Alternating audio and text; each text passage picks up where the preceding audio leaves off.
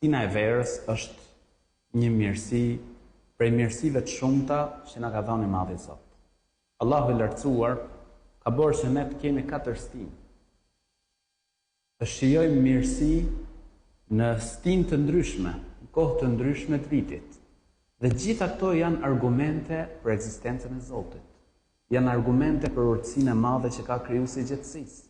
Allahu i Lartësuar thot në Kur'an: Inna fi khalqi s-samawati wal ardi wa ikhtilafi al-layli wan nahar la ayatin li ulil albab. Me të vërtetë në krijimin e qiellit dhe tokës, në ndryshimin midis natës dhe ditës, ka argumente për mendarët. Dhe këto janë me të vërtetë argumente që njeriu duhet të meditojë në to.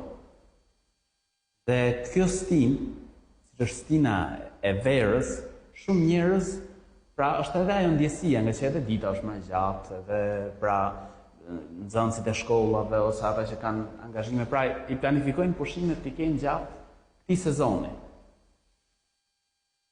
Dhe shumë prej njerëzve, pra pushimet e tyre i planifikojnë në këtë kohë, këtë sezon.